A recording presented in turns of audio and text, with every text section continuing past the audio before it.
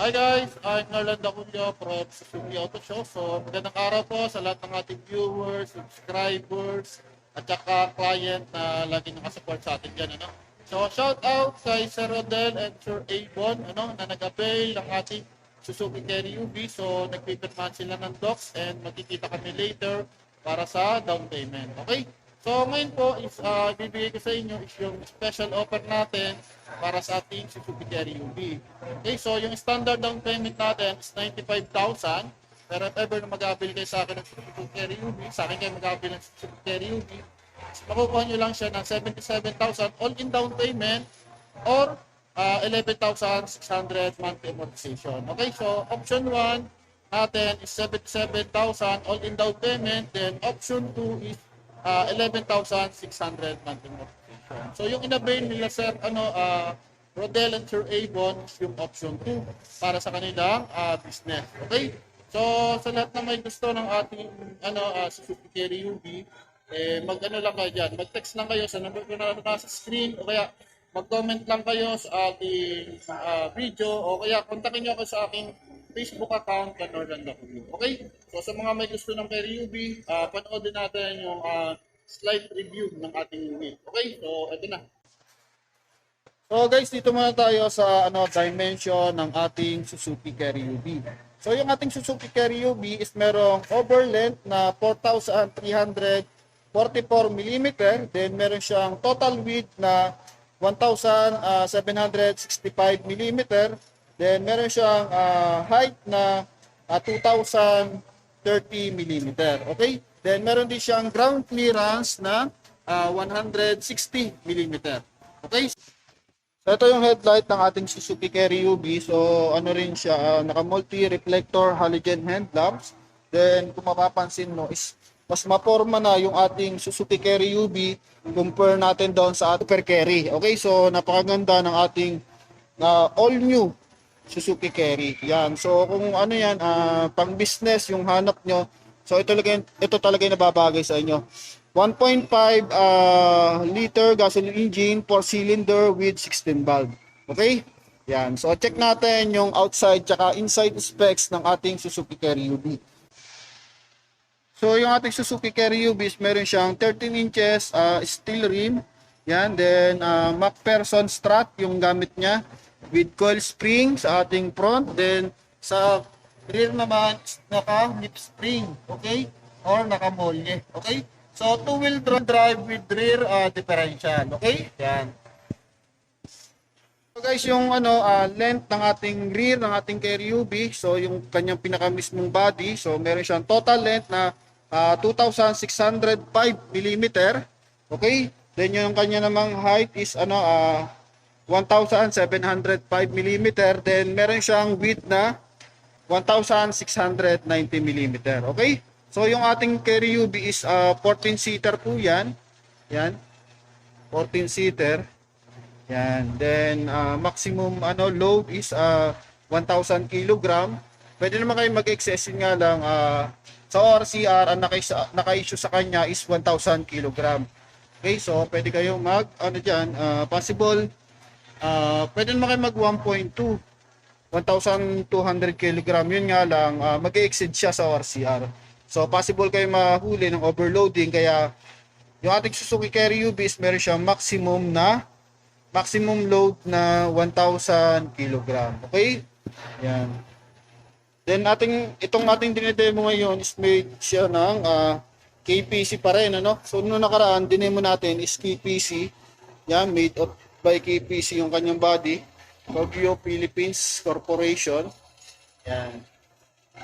So, saan ba nababagay gamitin yung ating Suzuki Carry UV? So, advisable siyang gamitin sa mga Transportify, delivery services, yan. Okay? Mga transport services. So, bagay na bagay po yung ating Suzuki Carry UV kasi maluwag. Okay? Tapos, yung kanyang legroom, tsaka headroom. So, napakaluwag po niya. Mga bigasan, usually may mga client tayo gumagamit sa kanilang bigasan, sa kanilang mga frozen goods. Yan, sa mga soft drinks delivery. So, bagay na bagay yan. So, next week, hopefully, ma-approve pa yung ating mga clients na nagpapa-approve ng ating Suzuki Carry UV. para makapag-release pa tayo ng tuloy-tuloy. Okay? Kaya ano lang, sa mga nagpapalak po mga ng ating Suzuki Carry UV, mag-text at mag-comment lang kayo sa number ko na nasa screen, ano po? Or pwede nyo akong add sa aking Facebook account. Yan. So, yung ating rear po is widely open yan, ano? Para if in case maglo-load kayo, kaya ano kayo, magkakarga kayo, kaya mag-unload. So, madali lang. Soft drinks, bigas, or kung ano man yung inyong business, yan. Transportify, Lalamove, Lazada, pasok na pasok po yung ating Carry UV. Yan, bagay na bagay po talaga yung partner sa negosyo. Okay? So, check natin bahagya yung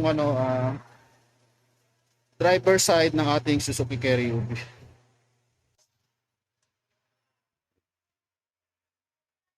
So, ito yung driver side ng ating Suzuki Carry UV. Ano? Yan. So, ito yung kanya meter cluster. So, diyan mo makita yung mga warning indicator ng ating unit. Okay? Then, 5-speed manual yung ating Suzuki Carry UV. Then, with air conditioning system yan. Yan, ito.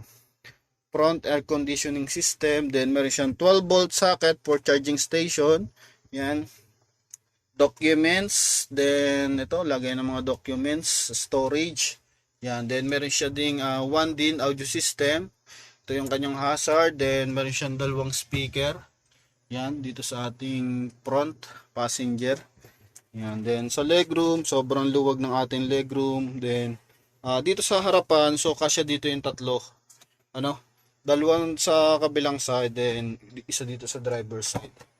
Yan. Okay po. So, napakaluwag ng ating Suzuki Carry UV. So, meron din siyang hand grip. Yan. Meron din siyang lagayan dito ng bottled holder. Yan. Yan po.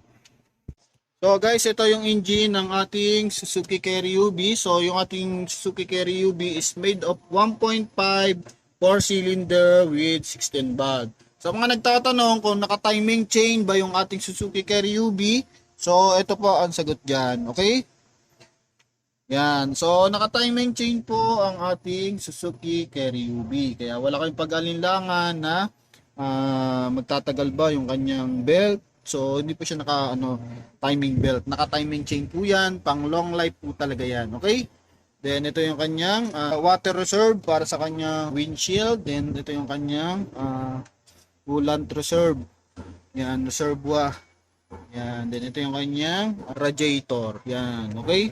So, kung mapapansin nyo, sa ilalim is open yung ating Suzuki Carry UV para direct yung hangin pumapasok sa ating radiator.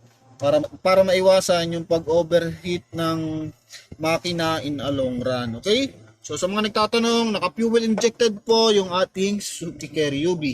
Okay? Fuel injected, then naka-timing chain. Then guys, nung nakaraan may tumawag sa akin kung nasan daw yung jack ng kanilang Suzuki Carry. So lahat ng variant ng ating Suzuki Carry, so nandito po yung jack. Yan. So remove nyo lang to ang dalawang pin. Makikita nyo na ang jack. Yan. So, protection yan. So, naka-safety yung ating jack. So, hindi yan mananakaw. Then, easy lang yan tanggalin. So, luwagan nyo lang to. Ikutin nyo lang to ng bahagya. Yan. Ikutin nyo lang siya ng bahagya para matanggal yung lock niya dito. Okay. Then, pwede na siyang hugutin. Yan. Okay. So, mga naghahanap ng jack na ating Carry UV. So, dito po nakalagay yan. Sa ilalim ng driver seat. So guys, sa mga nagtatanong kung paano naman to ikabit, kasi may tumawag sa akin kung paano daw naman ikabit. So medyo sa mga newly owner, so hindi mo talaga kabisado. So angat nyo muna ng konti. Yan. Angat nyo muna ng konti. Kapag nakaangat na, kasi didikit yan nakadikit yan pag nakaganyan. So angat nyo muna ng konti. Then saka nyo siya i-shoot. Yan. Tapos kapag nakashoot na, yan. Pag nakashoot na, diinan nyo lang. Yan. Lock na yan. Ganito rin sa kabila. Angat nyo lang ng konti. Yan. Saka nyo shoot. Pag na-shoot na, tulak nyo na. So, lock na po yan. No? Hindi na alog yan. Okay? So guys, pag bubuksan nyo yung ating engine bay, so meron dyan mga clip nut. Yan o. Yan. So, tatanggalin nyo lang yan. Yan. Yan. Okay. Then, saka nyo iaangat yung ating upuan. So, yan. Meron siyang sabitan dito para hindi bumagsak.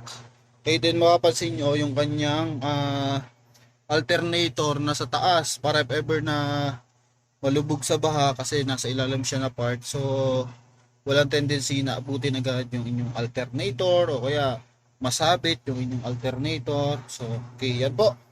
Then, fuse box nandito. Yan. So, yung fuse box ng ating Suzuki Carry UB. Ito po yan.